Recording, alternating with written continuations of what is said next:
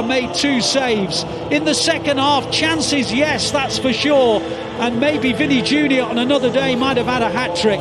But they all missed. They all were blocked. And City have clung on for a famous win in the Bernabeu. The final score here on a glorious night for the Blues. Real Madrid 1, City 2.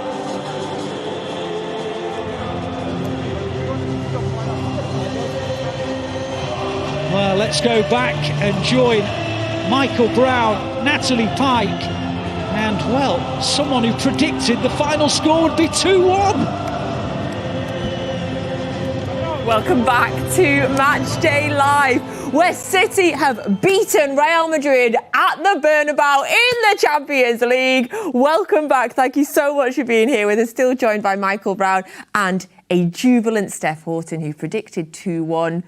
Anything else you'd like to predict for us? Lottery numbers? Can we get Sunday's score just now? Not yet. I don't want to tempt fate, guys. But yeah, said 2-1 Brownie. But Brownie did say a statement win, so technically... Yeah, it's a statement win. It's a big win, isn't it? I'm not sure about it. It wasn't like convincing 4 or 5, you know, but it was a big win.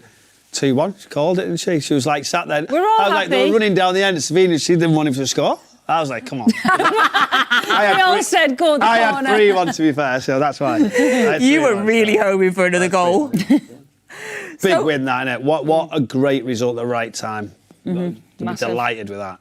I'm surprised it stayed 2-1 because, of course, it was 2-1 at half-time. 2 goals in the first half. City came back from 1-0 down as well. Nico O'Reilly with his first ever Champions League goal. Erling Haaland went with the penalties, 55th Champions League goal. But start of the second half, I think you said in the studio, Brownie, there's no way this is staying 2-1. Thank you very much for that, Natalie. Just reminding everyone what I said. But, come on, who honestly thought, because you knew that this Real Madrid side are going to go for it, they create opportunities, put under pressure to go back at the end to a back 3, just to try and see it out. Some good, really, sort of experience there, heading the balls away under pressure. Goalkeeper, Nathan Ake, everybody just sort of contributing. But I expected more goals, I really did, because I thought they'll open it up, be perfect for City on the counter. But what do we know? Do you know, at times, you've just got to grind it out, get the results at the end, try to be professional as possible.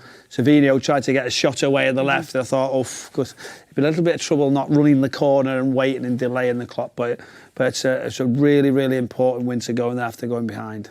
And it's only the second time City have actually won at the Bernabeu, and considering we've played them a lot in recent years, that is going to do wonders for our confidence level and our momentum as well, Steph. Definitely, I think in terms of our away form in general is probably, it could be better. So to go to somewhere like the Bernabeu and play that way and obviously come back from a goal down as well, it just shows so much great character. And like what Brownie said, I think that experience kind of shone through a little bit towards the end, and Real Madrid are always going to push for a goal. They've got so many forward-thinking players, and we have too. And there was times when we probably went forward a little bit too much because we were wanting that extra goal, and rightly so. But I think to get 3 points away in the Champions League, it puts us in a great position in the table.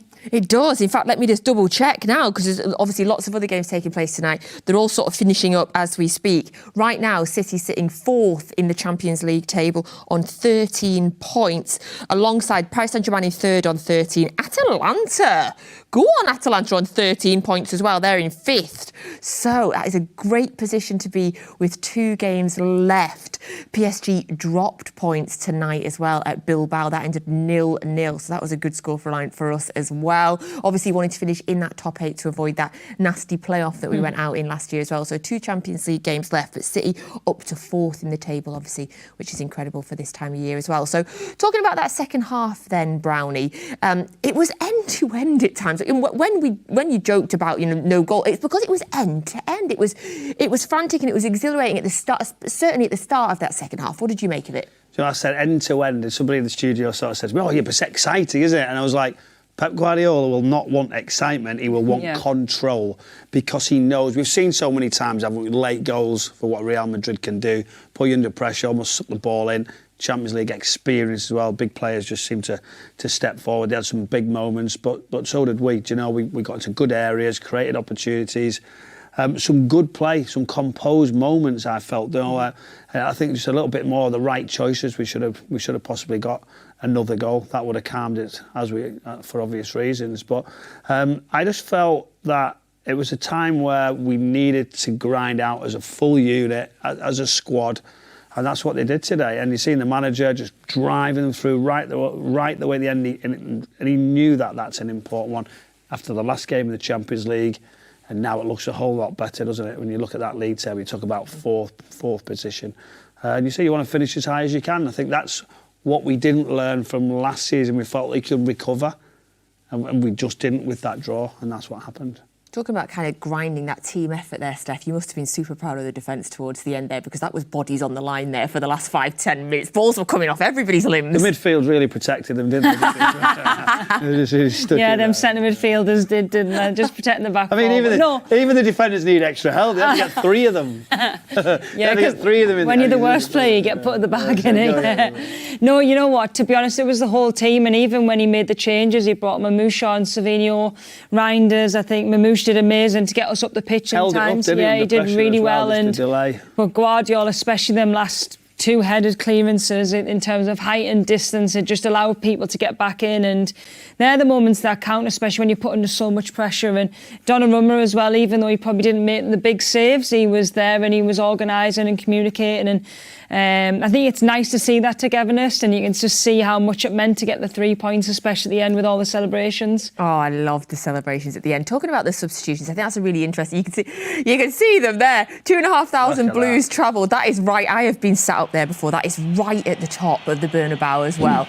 Look at that, and you could hear them. They made noise the whole time. Travel safely, Blues. That is a famous second win there at the Bernabeu. The substitutes, Brownie, they were interesting. When they were made, we had a good old discussion about it. So it was the 70th minute. He made a triple substitution. He took over Foden, Haaland and Cherki. 3 of the best attacking players, in the Premier League, probably in Europe right now. And he brought on Reinders, Marmouche and Savinho. When those 3 changes were made, what were you thinking? Well, you look straight away. Savinho down the right, or down the flanks can give you an outlet, can't he? Straight away, and drive into corners, give you, say, in the middle of the pitch, Reinders. I think he can make box to box. He's covering ground. He's trying to get closer to people. Marmouche, he did his role really well. Not only did he just run in behind and run channels and be more aggressive in his style, he contributed by holding it up.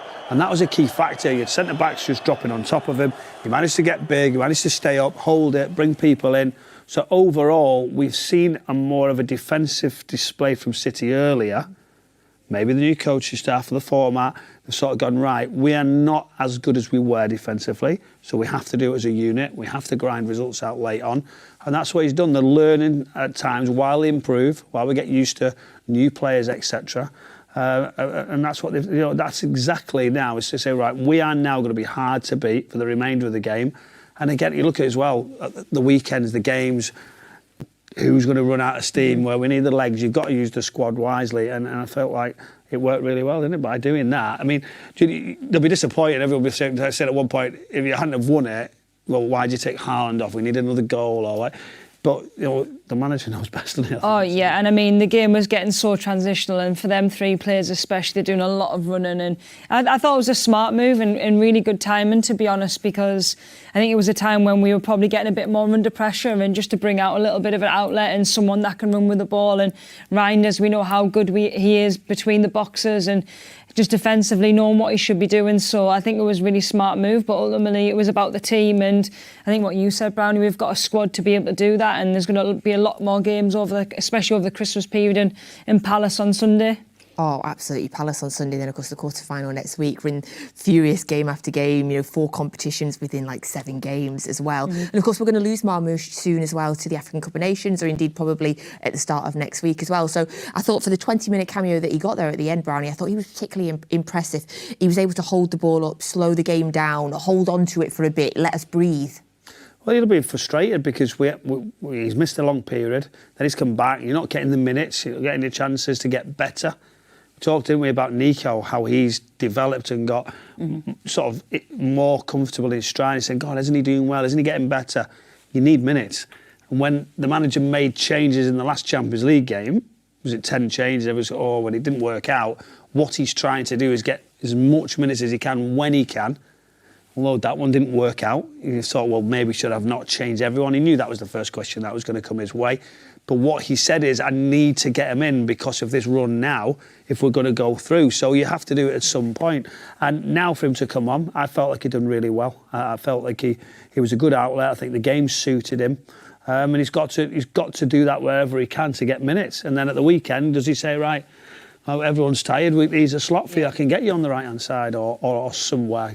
Does early not start? That's the difference going into next week as well, into Brentford. Yeah, something else I think I was really impressed with. Obviously, we went 1 goal down. You know, they took the lead in the Bernabeu. We were able to show a level of resilience and a level of bottle, Steph, to come back and then to hold on. You know, and I think Ali said it in the commentary about, you know, Real Madrid scoring in the last few minutes. You know, we've both been in the stadium where we've seen that happen. So that level of resilience from City, I'm really happy that we saw that. Yeah, because when you do go 1-0 down, it's just so important that you kind of steady the ship and don't really concede again, because then you're really trying to pull it back. And I think it gives us time to get used to being there again and experiencing the crowd and trying to put them under a bit of pressure. But I think, to be honest, I think we try to play as simple as we possibly could in the right areas, and Real Madrid were trying to allow us to play through the middle, but I think we used the wingers quite well in terms of Shirky and Doku and Bernardo. He pops up everywhere, he overloads different spaces, and when you've got Haaland in the middle, he occupies the 2 centre-halves. So I thought we did really well to come back. We didn't crumble, and we actually started to play even better when we went at 1-0 down. So hopefully that doesn't become a thing over the next few games. But you know, I think the reaction is exactly what every City fan will want, is that you accept that you haven't probably played at the best in the 20 minutes and you're going to get punished by a team like Real Madrid. But we came back and got the 2 goals in quick succession. I tell you what it will do as well is players necessarily in that 11 or in that squad haven't been in that sort of game environment yet, in a more of a pressure win against a top team. And I feel like that they'll grow. You know, you need a couple of those moments, and I think that's important for 3 or 4 of them. For the next step. So I think overall we've got to be delighted. We knew it was going to be a tight game, but some people knew it was going to be 2-1. It's a nice lucky kit, isn't it, as well? It's a nice lucky kit, yes indeed. Are you going to be trying to steal this one? I'm waiting to get it passed over, but I just want to see, I want to test it out, because he said if we win I could have it. So You've tried it on already, so you don't have to test it out. I'm just going to check on the, you know. I think you said if we win you could have it. But no, it's been... Barry, you know when he said you can scan it, you don't have to scan it through the TV, you know? No, I'm going to scan that one when I take it home in my car now. So look, I'm really looking forward to it. Lovely kit, isn't it? Keep advertising, let's get one. It's perfect. That is, of course, our EA Sports kit that we wore tonight. It has a chip inside the badge that you can scan on your phone, and then it takes you to a page where you can win Manchester City prizes. So, yeah, Brownie's got his eye on some of those prizes. Yeah, I can see it, yeah. Clearly. I'm not allowed a couple of the other shirts. Yeah. But Oh, by the way, if you've been wondering what this beautiful picture is that we've had on set today as well, that is Erling Haaland's 100 Premier League goals. It is a drawing that's been done of every single one of his goals as well tonight. He's nicked that as well. Yeah. Thank you very much. Thank you very much. You get looked after in the studio. Everything. Get a meal beforehand. Oh my God, we need to nail stuff down in here, Brownie. Perfect. Slightly off good on my commentary, that, when I take it to Palace at the weekend. So slightly off topic week. from City, but obviously we talked a lot about Xabi Alonso before the game. Is that result significant enough? Do you think we'll be hearing anything coming out of Madrid? Come on, let's keep, you know, it's not our worry, you know, and I know we're looking as a football club, but, you know, a young manager, you know, we want to see him progress. It's a big club, a big challenge, and, you know, he needs a journey, he needs you know, to get behind him. I think there's been uncertainty there. It's a big change, and hopefully get given the time. It's sometimes a lot. The supporters rightly have their opinions, and they're allowed to do that. But sometimes the vocals and it travels a little bit quicker. Yeah. And, you know, and I feel like, you know, you get judged. He needs a season, doesn't he, to go and judge and see how he gets. It looked like the players were a lot more with him tonight, I thought, than the game that I watched on Sunday. Listen, they did certain things in that game that could have gone a different way. We know that, and they're tight games, aren't they? But, you know, I think he's got a really talented group. He's got to find a solution. We wish he can do that. Like the game's gone now, so we can say we wish him well. Yeah, absolutely. So, in looking at the table, we believe that we're in the position now where City definitely will qualify minimum for the playoff. But of course, we want to be in that top 8 so that we avoid those 2 playoff games. So, 2 games left for City. We'll go into January where we'll play Bodo Glimt in the Arctic Circle in January. why not? Or Bernardo Silva won't, because he picked up another yellow card tonight. You can see there the currently big old table. Arsenal and City, obviously from England, occupy the 2 spots there in the top 8. And you can see the other teams there: Bayern Munich, Paris Saint-Germain, Atalanta, Inter, Real Madrid and Atleti. And then looking into the playoff spaces there, Liverpool, Spurs, Newcastle and Chelsea, all to the top of that, but all would end up in the playoffs as it is. But there are some big names. I mean, look at Barcelona in there. Yikes, Barcelona down there. You know, Juventus, some big teams. Napoli, I can't believe Napoli are sitting in 23rd. Do you know what? Those last couple, though, can change everything, can't it? Right. You know, and that's the format. We know it now. We see what challenges come their way. But yeah, it's looking very, very healthy from a Manchester City point of view. I think the English sides have certainly done well enough, haven't they, that they can all progress. But I'm sure nobody wants those extra 2 games come February. So we'll keep our eyes firmly on the top 8, please. Because, of course, we're going into this crazy football time of year where it is game after game after game. And tonight's will certainly have helping us with our momentum, with our confidence going forward, because on Sunday we are back in action in the Premier League. A huge away game for us as we travel to Palace. Of course, we were beaten at Crystal Palace last year. Crystal Palace absolutely flying high in the Premier League. I love them as a team. I love watching them. I love so many of the individual players that they've got. They're just a really fun team to watch. This is going to be a really tough game, Brownie. Yeah, very tough. I think they've had to handle European competition as well. I think the manager demands so much out of the squad of players that might go against them. But, you know, at home, the atmosphere, that tight environment, they seem to get a turn, and it'll be a tough one. I think, you know, City in the stride. I think an extra day's recovery, I think, is going to certainly help. For sure. And I think they play tomorrow, and that's away at Shelbourne.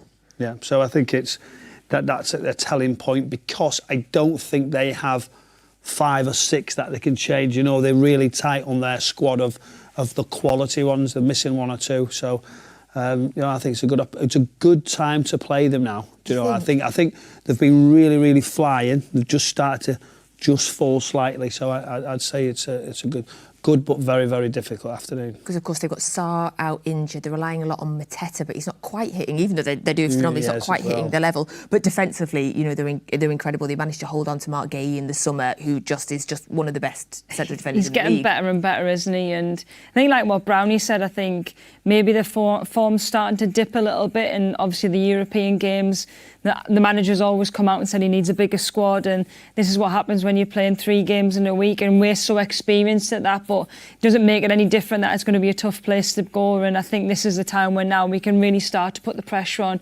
Arsenal and trying to win these games and hopefully continue the form that we're showing. But yeah, Crystal Palace, huge credit to them in terms of they lost Eze in the summer, and you're thinking how would they do, but they've just kicked on even more and produced the goods in big games. Big game for the end of this week.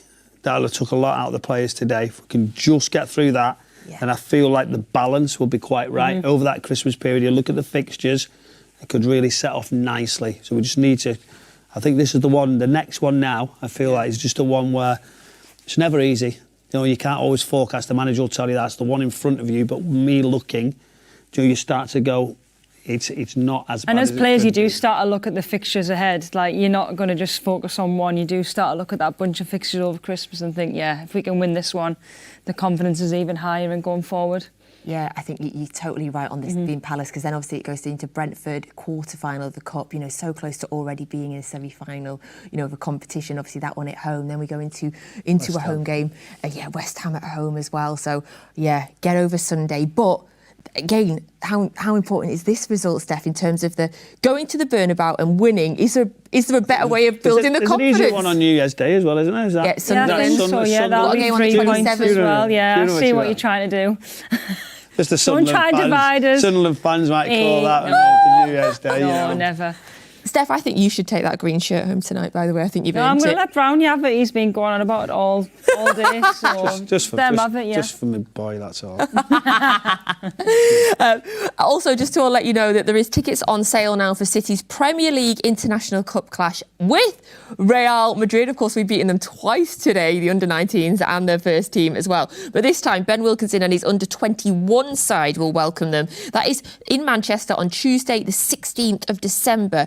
The kickoff is 7 p.m. It's our second Group A game of 4 in what is our first outing in the Premier League International Cup since 15-16. Tickets £3 for adults, £1 for over 65s, 18s, 21s and under 18s. Absolute bargain. What a chance to get yourself down and see City and to support the under 21s as well. So all Matchday members and season ticket members can redeem one free ticket. My goodness, this gets better.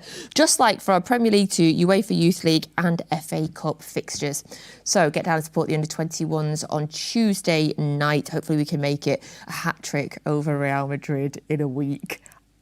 Glorious. How amazing is that to say, by the way? I only wish the women were playing them right now, Steph. We're going to just sweep through a lot of them. Amazing. Thank you. Thank you very much. Thank you. Thanks for being here. Thanks for looking after Take me. your All hands the off that prizes, picture. Let's go home. Presents, Keep an eye on that, guys. And 3 points, and you've won everything. That is Three Erling points. Haaland's, by the way. We gave that. It belongs to Erling Haaland. Nice. If you want to steal that from him, You've seen how he's we'll a let him team know. player. He's a team player. He loves his team player. He didn't put him in his team, though, did he? Oh, he didn't. and let's not forget, R9 didn't make the joint team. On AI, yes, but he did. Mr. Steve McManaman, Jolie and Lescott. AI didn't put R9 in, by the way. Crazy. But we did. We did They as a did. team. Thank you for being here, Steph. Thank you. Enjoy the Tyneway Derby at the weekend. Will do, As hopefully. well. Thank you, as always. Thank you, everybody, for joining us on Matchday Live. Of course, to Steve Howie and to Alistair Mann as well for the excellent commentary. We really appreciate your company. Thank you for being here with us on what will be a memorable night that will go down in Manchester City history as we beat Real Madrid at the Bernabeu. We will see you again on Sunday. I will be back here in the studio hoping for a big 3 points at Selhurst Park. Have a great week, everyone. Yeah, when I was a kid, I always wanted it to snow on Christmas. Wrong way round. It used to be my favourite time of the year, and I remember the days when I was younger and opening my presents with my family, and yeah, special memories. A good movie, dinner, Honestly, give me a plate of sprouts. I love them. Yorkshire puddings. Yorkshire pudding. I'm getting all the angles here. I think as a kid you always want gifts on Christmas. You're looking forward to see what you're gonna get, and that was for me the most important as a kid. Like, right, boys, who's on the naughty list out of you two? I would say Bonnie. A naughty list, Bernardo. Merry Christmas! So young ones, back in the day, this is how it used to be. We played on Christmas Day, Boxing Day. There was no abandoned games. You played all the games you could, you know. How time flies, Winston. Done it, man. Do you want Phil to dance with you? I think it's such a time for, like, obviously being a good friend or person to, you know, make sure everyone's involved. At Christmas, time slows down a little bit and you just all are quite happy doing nothing together. Christmas together. This Christmas, team up with Man City to support the Royal Manchester Children's Hospital. So listen, Doku, you need to go down here. You need to go this way. Do you understand what I'm talking about, don't you? You get it, don't you?